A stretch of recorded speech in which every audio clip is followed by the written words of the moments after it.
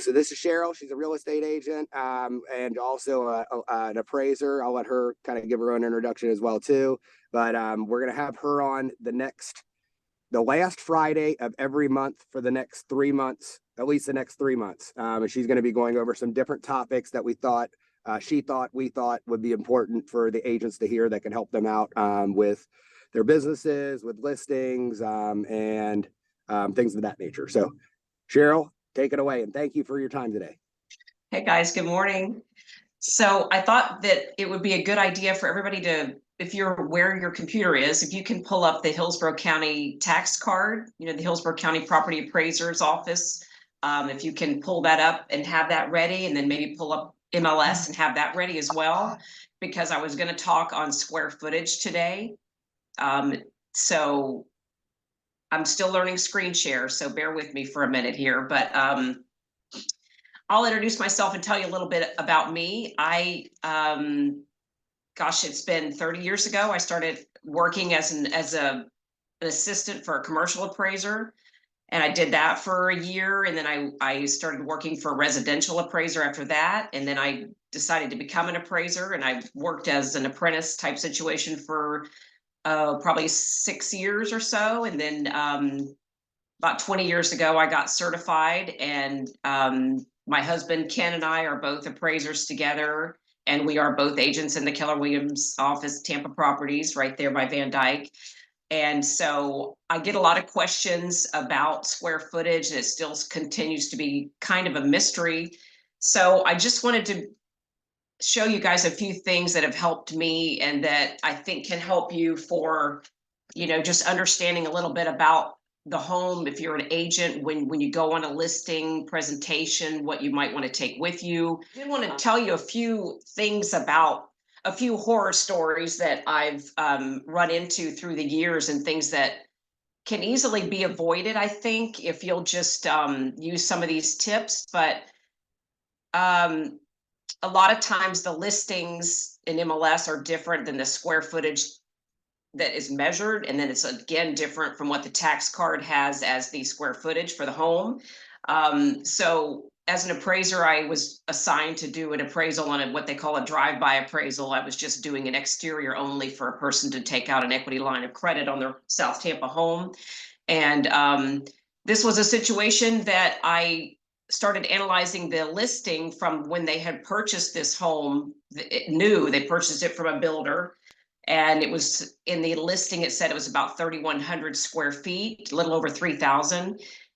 And it had a 2-story design with a big cutout at the top. This is where we see a lot of discrepancy in square footage, is typically when it's a 2-story design. And in this particular case, I thought it was a 3,100 square foot home. And when I went by the property to take some photographs of the outside, I noticed that the whole second level was completely open. It was cut out. There was only thing there were really high, deep windows. And you could see the natural light coming in. So I knew that it wasn't actually living area. I think they had a small bonus room up top that was maybe 200 square feet or so. And then when I analyzed the tax card had this property at 1950 or so on the square footage. So big discrepancy. And the owner, I had a conversation with her, and she really was not aware. But nonetheless, the tax card calls it 1,900, and I could see that the discrepancy was all that open space on the second floor. So the home was marketed as a 3,100 square foot property, which, perhaps that builder was going to build a 3,100 square foot home, or the actual footprint was different. It could have been a number of things, but nonetheless, the agent had marketed the property as 3,100 square feet. The buyer bought it probably under that assumption. From what I could tell by her conversation, she thought that was closer to the truth of it. But at the end of the day, it probably really was 1,900 or maybe 2,000 because of that big open area on the second floor. Almost the entire second floor was open. So, you don't want to be that agent that has that listing out there, putting that number out there based on maybe a builder's plans or something that was just not actually what ended up getting built. So, this kind of thing happens a lot, and we are often the bad guy as the appraiser to come in at the end and say, that's not really what your home is, it's actually this. And recently, for appraisers, we've, the industry for lending has adopted the ANSI standards. That's ANSI, that's the American National Standards Institute. And they adopt standards for many industries. And one of them now is square footage and how the appraisers are measuring. And so the idea behind ANSI is to get appraisers to be able to be a little bit more consistent, and agents and all of this data to be a little bit more consistent on how things are measured and how they're calculated, so that there can be a bit of a more of a uniform approach to determining what the square footage is of a property. And so some of the, this was always pretty much used by an appraiser, but it's nonetheless, it's become really something that has to be done when you're sending an appraisal to a lender for a lending transaction. My husband does the measuring now. I don't do that anymore, but I did when I first started, but he takes care of the measuring. And so we did a house the other day in South Tampa, and it had lots of dormers at the top on the second floor that sloped below 7 feet. They were very low up top. And so, as an appraiser, the change is now that you'll provide contributory value to those spaces that are below 7 feet, but it goes on a different line item in the grid in the appraisal. And so you have to calculate every piece differently. There's no more rounding going on, no more, 7.6 is 8, instead of that 7.6 is 7.6. And so it's, the idea is to get everything a little bit more consistent. It's going to take a lot of years to get all the properties to be that way, but that's the idea behind it. And another thing I wanted to show you guys is I had pulled up something in South Tampa that was a garage apartment. And I think that when people have a garage apartment or some type of a detached cabana or something like that, I want to show you guys a little bit of an example of how the square footage is listed in the listing different from the tax card. So if you guys have your Hillsborough County Property Appraiser's website open, it's just hcpafl.org. I'm sure you guys all know how to get to that. So, and your MLS. I pulled up this property that has recently sold in South Tampa and Hyde Park, and it's 835 North Boulevard. But I believe you'll probably, excuse me, not North Boulevard, South Boulevard. But it's just 835. And if you just type in Boulevard, I think it'll come up for you. So let's look at the listing first. So 835 South Boulevard, sold a few months ago in November. Okay. You still see the tax, or excuse me, you still see the multiple listing? Yep. Okay.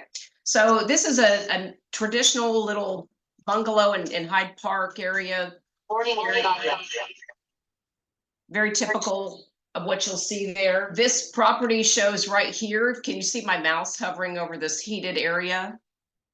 So it shows it as $44.98 for the square footage. 5 bedrooms, 4.5 baths right here.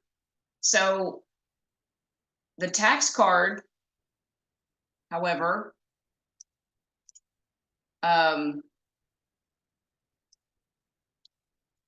has something a little bit different. If you go to the tax card and you pull down to the bottom, here's the sketch of the main dwelling, and here's the sketch of the garage apartment.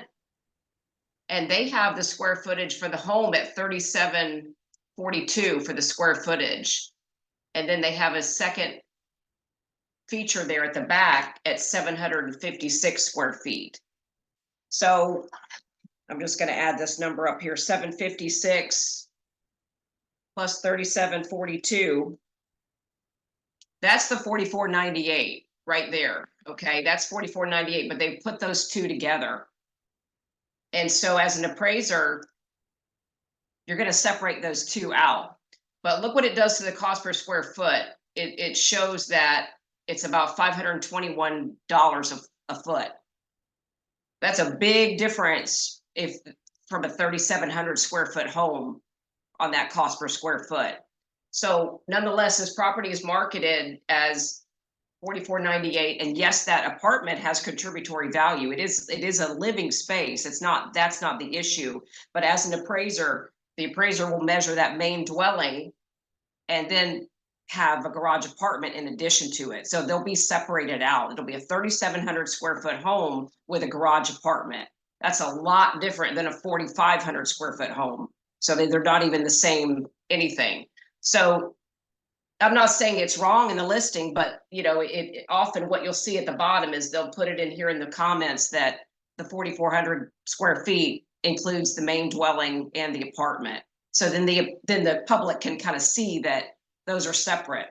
So from a lending standpoint, you know, an underwriter is going to see those and expect to see those separated out. So it's a completely different home than what you're looking at on that listing. And it happens all the time. And I'm not saying it's wrong, but it's just that that's for comparison purposes. Now the appraiser is going to compare a 3,700 square foot home with other properties that are similar in that size with an apartment. So would you advise them on their like MLS to like put the actual just square footage of the home, and maybe like, is there a spot where they could just put, additional 500 square feet in a mother-in-law suite? Yeah, and see, this is where it gets kind of tricky because that cost per square foot is such a trigger, especially in Hyde Park or a place like that. So if that person is to say it's only 3,700 square feet, you know, and they've got it at 2.395 for that offering price, and they're the first person in there to separate those out, they're just going to be all whacked out on that cost per square foot compared to their fellow agents also marketing in that neighborhood. So I think that maybe if you have to keep it the heated area that way, you know, you may just really be mindful of laying it out immediately in the language here in the listing that please note that the 4,500 square feet includes this, the house is 37, the cottage is whatever. And then what should they do at the garage? What should they do if like there's a garage conversion? They converted the garage into like a living room or a extra bedroom. Yeah, you know what? That's great. I was going to go into that too. And so let me show you something real quick though, about before we do that, I want to just have you a good idea is I still take this with me on every single assignment I do. So I take this and just open it up and make it bigger, and cut and paste this into some kind of prep program for yourself and take this with you when you go. Just because if you were going on that listing and the owner says, oh yeah, I've got 4,500 square feet. Oh, I know I do because it was that way on my old purchase, and they're not even paying attention to their tax card. They have no idea. And you're the new agent that maybe wanted to put it in there as 3,700 square feet with a garage apartment. So you've got to be able to read these codes and see these things. And it's all very laid out on the tax card. But this 2-story, that stands for 2-story. So that means this middle section, can you guys all see that on the sketch? Yeah, yes. This middle section is the only part that's 2 stories. It's same on the bottom as it is on the top. This part, FUS, is finished upper story and base. So this was probably an addition at the back. And then pardon me, that actually is FUS, means finished upper story. So that back part and this part are all bottom floor and top floor. This part right here was probably maybe an addition as well, but it's still considered base. So maybe that was an enclosed porch of some sort, those old bungalows, you know how they are down there. This is FCP for finished carport. And this is FOP for finished open porch.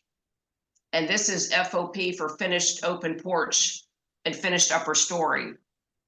And if you want to know how to see those codes, see what those codes mean, right down here, it's laying out all of these things. All of these things are laid out right here. You can see the 2-story parts, 1928. And then you come down here and you can take this with you to the appointment. This is the FUS that sits above that garage. This is a finished enclosed porch. This is a finished garage. It looks like a 1 car because it's only 12 feet wide. And then this FUS sits right on top of that. So now you understand that, and now you can compare it back on your listing. You can look at these photographs and see how it's laid out. So there you've got, guys, I'm sorry, I like things a little bit larger than most people on these pictures, but there's your FOP, your finished open porch. There's your carport. You can start to see the apartment at the back. There's your porch. there's that room that was probably maybe an enclosed porch at one point, that front entry.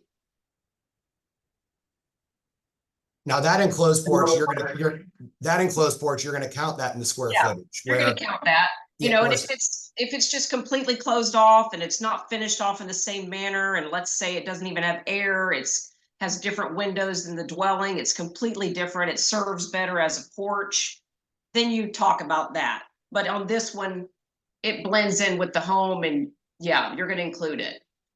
So now you're back in the kitchen. And you're not seeing anything really that's different than the tax card here. You know, than the sketch of on the tax card. So you got the second story going up. Here we are upstairs. Is this too fast or is this okay? You're okay. Okay. So you got all your bedrooms. Now, when they're enclosing in like a porch or like converting a garage, it comes up from time to time that the appraiser will maybe state that the air conditioner is not set up to be able to handle like having those additional rooms. Is that something that you're checking to a degree? Yes, you are. You know, and again, if you're taking that tax card with you on your appointment and you see FGR for finished garage, and that garage is 400 square feet, and the main home is say 1,600. Well, let's just say you get there and the garage has been converted professionally. There's been permitted for it. It's proper for the neighborhood. It fits right in. It's better served as a part of the living area. It's now living space. And you market your property as being 1,600 square feet. Well, now it's actually probably 2,000 if those things have been converted, and it's, you know, it's part of the living area. The county maybe hasn't caught up. I don't know what could be going on, but it can be in the reverse as well. So if you take that tax card with you and you take that sketch with you, you'll be able to see that the county calls it one thing and you're seeing something else. And just make sure it's not like a white elephant. Like I had one where the property was the biggest house in the community. Yes. And they converted their garage, and nobody else had their garage converted. So, right. And so it's not, you know, they say, oh, but I added 400 square feet. Well, you just took away your 2-car garage. So you've actually penalized yourself because it's not common maybe for that neighborhood. Maybe a garage is a really important feature and a good trigger in there, and now you don't have one. And you know, you see that on a lot of these little villas that are down like in Sun City, a lot of these retirement areas like Highland Lakes and Palm Harbor. They'll have these attached villas, and then at the back they have an enclosed porch, and the county calls it an enclosed porch. Maybe it has those old jalousie windows, you know, terrazzo or something flooring, and it's and those are appealing. Like that market, that retiree market enjoys having that porch. Right? So say it's 250 square feet, and then they decide to enclose it. And now they've added 250 square feet to their home. Well, they've just taken away their porch. So it's not always a great thing because now that new purchaser cannot have a porch. I mean, they could maybe have one, but my point is they don't have one anymore. So some of that stuff, just that increase in square footage is not always a bonus. You know, there's a lot of other things to look at. What's typical for the neighborhood? You know what I mean? Yeah. So back to this South Tampa house on these pictures, this is now we're at the back porch. Can everybody still see this listing? Yep. Okay, so now you got a kitchen. So you're starting to see that apartment back over here. There's your second floor on that apartment. And there's that finished enclosed porch. And then there's your 1 car. Got the porch, and you've got a pool. Okay, so now this description at the bottom, garage apartment downstairs. Okay, so it's finished off very well. It's probably pretty similar to the home. Maybe not, but little kitchen. And the county is recognizing this too. See, this county has this on the tax card. It may even be separately metered. Maybe being rented, maybe can be rented. I mean, there's nothing that seems to be wrong with it, but is there an issue if it is separately metered? Like, because that's come up in the past, like if there's an extra, like a different electric meter on the detached unit. No, I've never had a problem with that. Yeah. I just reveal that. Maybe it's got its own address, you know, lots of different things too fall through the cracks in South Tampa. I mean, it happens, you know, just a lot of inconsistencies. So I'm just trying to show you that if I'm appraising this, I'm calling it 4498 square feet with those things separate. You got the apartment, there's your garage. Okay, so we're back at the beginning. And the square footage adjustment on the MLS sheet, how it showed whatever 500 per square foot. We get questions from buyers. Oh, and they're doing square footage adjustments. And like when an appraisal comes in low, their question or sometimes they question why it came in at the purchase price, or what, when it comes in low, they're questioning it because like your square foot adjustments on the appraisal may only be 40 to 60 dollars per square foot. But you're looking on the MLS sheet, it shows $500 per square foot. Do you want to touch on that at all? Yeah, and that is a problem, but the appraiser has to just call this what it is when they're there, whether it fits in line with those things or not. That cost per square foot really does great when you have everybody the same, apples, you just got all the same place. I mean, maybe a townhome, let's just say, and everybody's 1,500 square feet, and it's very consistent in that neighborhood. They've all got the same floor plan or something pretty close. And you can say at that point, okay, $263 a square foot is really common for the 3-bedroom. Such and such is really common for the 2-bedroom. And so there is a way to watch that play out. But that cost per square foot is so it's just not really something I look at until oftentimes the very end, and I kind of go, okay, this does make sense. But when you're looking at things like that and you're trying to piece them out differently in your appraisal, you're just going to have that cost per square foot is gone, because it's not consistent from the beginning. How do you measure the home now? So, we're not measuring really any differently, but let's just say, okay, so another example, a condo is measured from the inside. Okay. Condo is going to be describing the interior measurements, the interior, as opposed to the outside. Like if you do a townhome, that's single family townhome, a lot and block legal description, they own the land. That is an attached feature, but it is different property rights, obviously, than a condo. A condo, you participate in a pool, right? So a little bit differently, but nonetheless, a condo, you measure from the inside. So I was appraising a channel side condo loft recently from the inside, and the tax card has it at probably 1,300 square feet for this floor plan. And my condo docs has 1,300, but when you get there and you measure from the inside, which is what you're going to report on the appraisal, it might only be 1,170 or something. And so, you can, a good appraiser can talk through that, those things, put some comments in there that indicate, that you see what the public sees, but this is how you measured it from the inside. That's all spelled out in the appraisal. But my point is just be really mindful, I think, of taking a listing on and just being so quick to throw that number out there, just because you want to make sure that you're measuring the right thing. As far as like a garage conversion, like you're talking about, Shawn, when you go on a house that's a garage, we bought these little lasers that you can do, like a little disto laser, and you can just aim it at the wall. Even in a realtor that's not experienced necessarily in measuring can easily do that. And so you'll be able to just kind of point the laser and say, okay, the garage is 20 feet deep. It's, 24 feet wide or 20 feet wide to make it simple. So now I know that garage is 400 square feet. Would you recommend them measuring when they do go out to do their listing? Should they have one of those tools that you have to measure? It's not a bad idea. It's not a bad, just so that, I think the biggest thing is that what I would suggest is to take the listing with you, right? Or excuse me, take the tax card with you, take this and cut and paste this into a piece of paper by itself.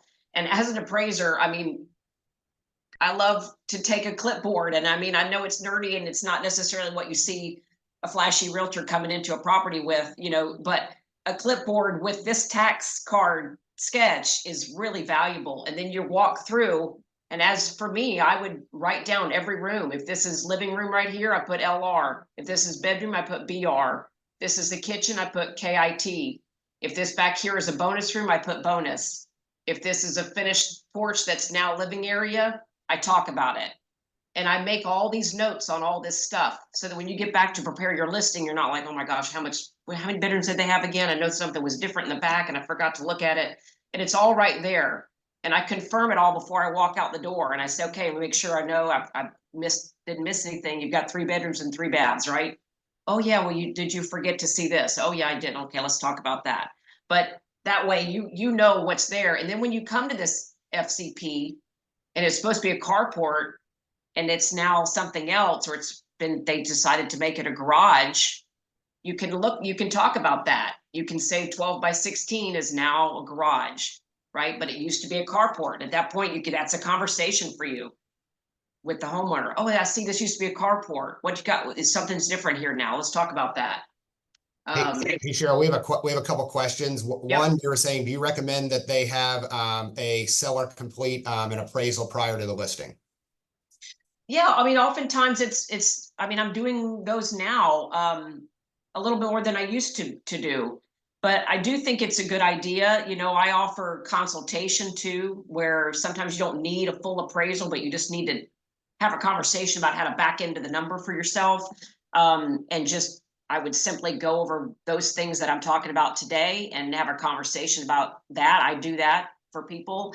And that'd be like a reduced fee from an actual appraisal, right? Yeah, it's a lot of times not quite as, involved. The time is not there, but you got to remember too, don't be afraid to pay an appraiser. But the reason that you're having trouble is because it's a complex property typically, or it's something a little bit more involved. So it's involved for the appraiser. If it's hard for you, it's hard for us. So, I would say that if you were going to engage in having appraisal services done at the beginning before you list, that's just not necessarily where you want to cut corners on price, because you really need to have somebody putting another set of eyes on that, because it's, as in a realtor, that's not what you do. It's not really your lane. You wouldn't try to do your own home inspections or your own pest control or any of that stuff, so yeah, I think it's very wise, unless you're just in a place where you can see consistently what's there and you know what to list for.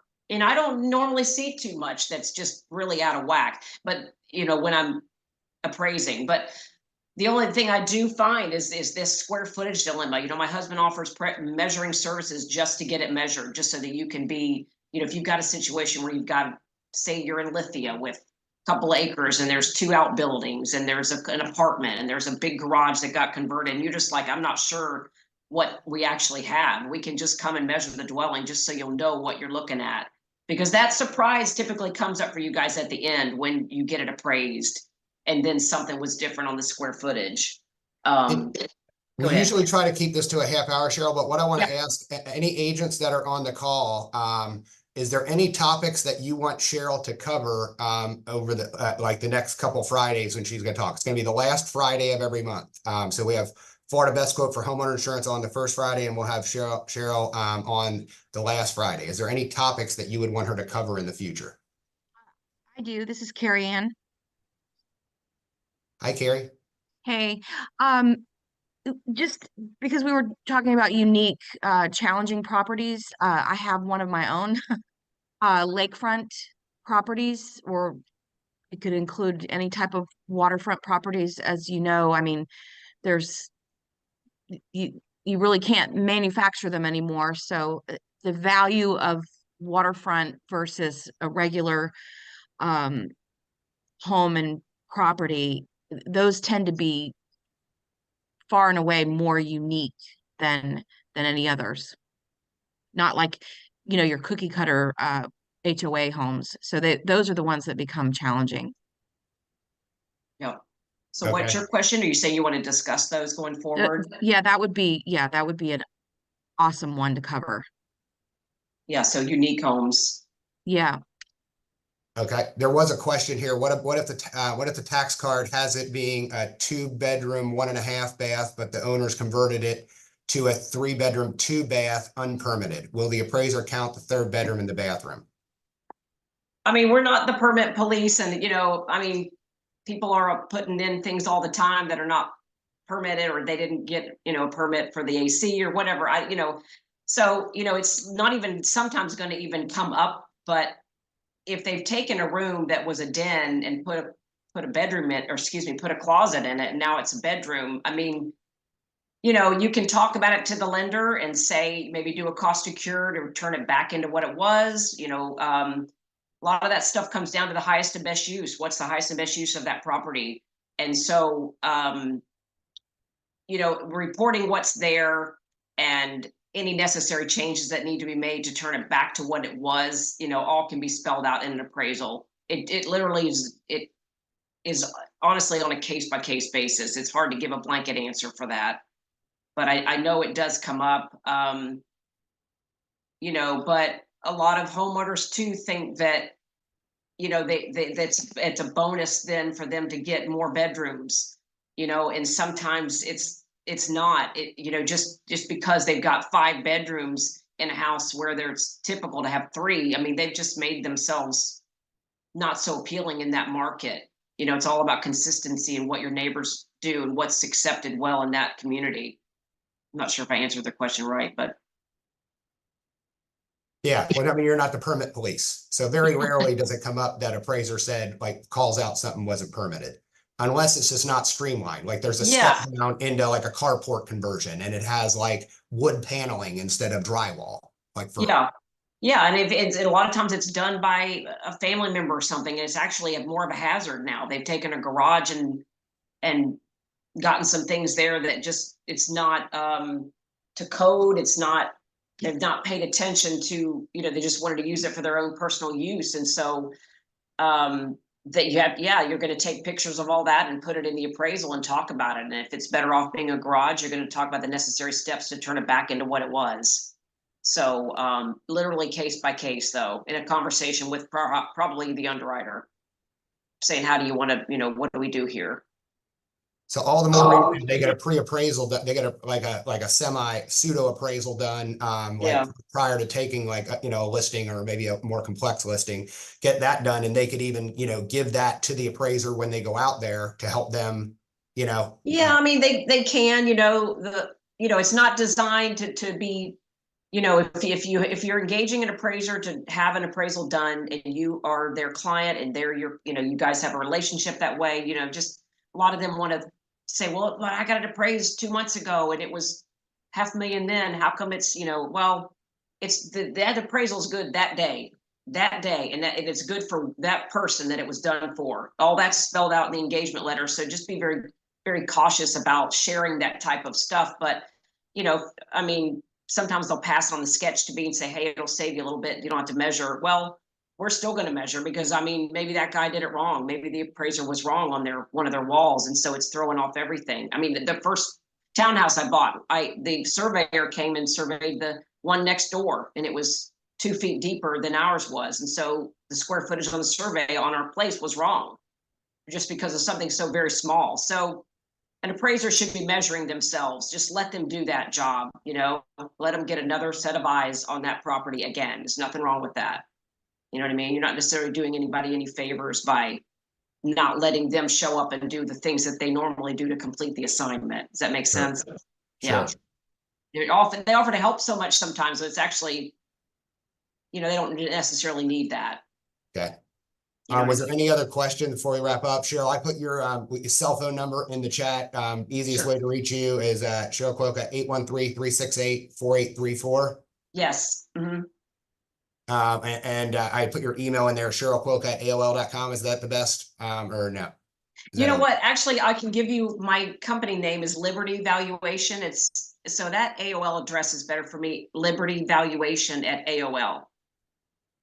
Okay. It's just LIBERTYVALUATION at AOL.com.